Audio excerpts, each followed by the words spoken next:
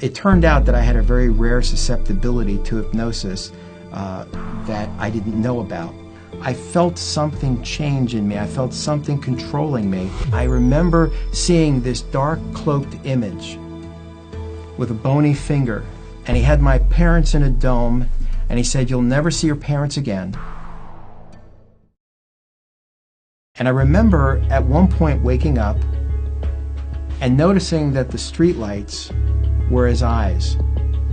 And I felt that presence of that force once again. And it was as if I could hear him speaking. And he said, "Do you know who I am? Do you know who I am?" And I said, "No, I don't want you here."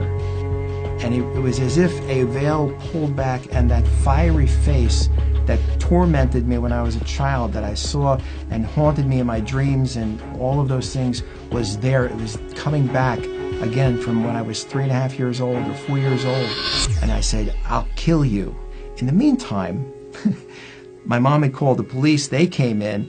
They heard me say, "I'll kill you." When the first one came, I threw him 10 feet across the room, a little 16-year-old skinny kid throwing a big cop.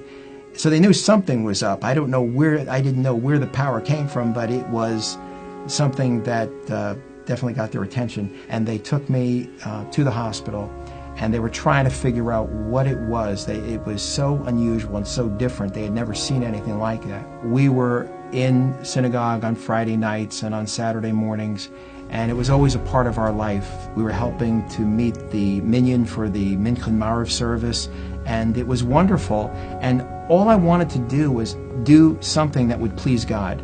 But I wondered, what about the relationship with God? When I see in the scriptures, when it talked about Avraham and Yitzchak and Yaakov having a relationship, an intimate relationship with God, I said, how come we don't have that?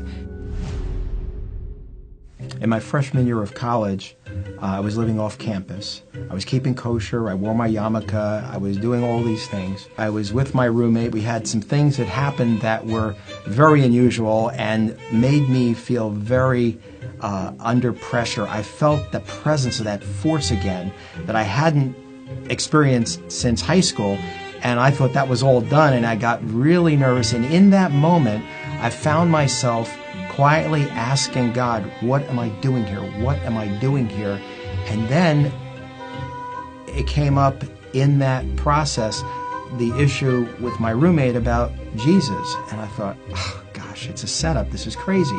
I said, God, if Jesus is real, I couldn't even say the name. It was so anathema to me. And as I said it, I felt something stirring up and rising up in my stomach. And I thought, whoa, what is this? And I tried it one more time, and it happened. I said, you know what, I don't know what this is, but I'm going to sleep. So the next day, my friends asked me, and my roommate and his friends asked if I wanted to go to church with them. And I said, what do I want to go there for? And inside something said, you need to go there. There's something I need to see. I just knew I had to be there, but I had never been in a church, and it was the last place I would have thought to go. Kind of thought they believed in 3 gods, spoke Latin in church, and hated Jews. And so I assumed Jesus was the biggest anti-Semite of them all, because that's the one they claimed we killed, and that was the one that they claimed was at the forefront of everything they believed. But at the end, they did an altar call, and 2,000 people, about 100 people went forward. And then he said, there's one more person that wants to come forward. And nobody went forward, and I started to think, yeah, I think it's me. And then he says from the front, you know who you are. I said, yeah, but I can't do this. He says, you can do this. I thought, is he reading my mind? And all of a sudden he says, I'm not a mind reader, but I'm just saying what God tells me to say. And this went back and forth for a while, and nobody went up. And then finally said, no, I'm not going to do this. I'm not doing this. And I felt that force again, and I said, oh, I want to do this. Well, by the time I wrestled to do it, I stood as he said, everybody be seated. And I'm the only one standing. And I could just feel everybody looking at the one guy standing. And then he said something. He said, bring him down. Bring him down here. It took 6 people to get me to the front. All of a sudden, I was praying with him in a chair, and I felt again this rush and this flush of electricity. So I knew it wasn't a man. I knew there was something there. There were no wires. There was nothing. I knew something supernatural had happened. And when I looked around the room, I thought they whitewashed the place. I thought, who painted the building? I mean, it just seemed different. It was as if the scales of my eyes were removed and everything looked different. I didn't understand it, but I couldn't deny it. A couple of days later, I was on the phone with my mom. And in the conversation, she said, Jan, you sound so happy. You sound so at peace. What is different? She said, well, what is it? Maybe I can do it. I said, well, I wish you would, but I don't think you want to know this. She had scheduled for me to see rabbis. She had scheduled for me, I'd say 5 different rabbis, a psychiatrist, a psychologist. She had the whole thing set up for me. People ask me, how can you be Jewish and believe in Jesus? You can't be Jewish and believe in Jesus. And I asked them a question. I said, who told you that? They said, everybody knows that. I said, okay, everybody knows, but how do you know it?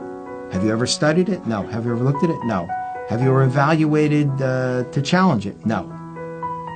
And then they tell me, by the way, you're brainwashed. You believe whatever you're told. You can't think for yourself. So I continue to ask them, how do you know? And then finally it comes down to them saying, if he was really the Messiah, the rabbis would tell us. I said, so you know it because the rabbis told you? Yes. I said, so you never studied it, you never looked at it, you never evaluated it, you never had any cost involved, but the rabbis told you and you believe it. Who's brainwashed?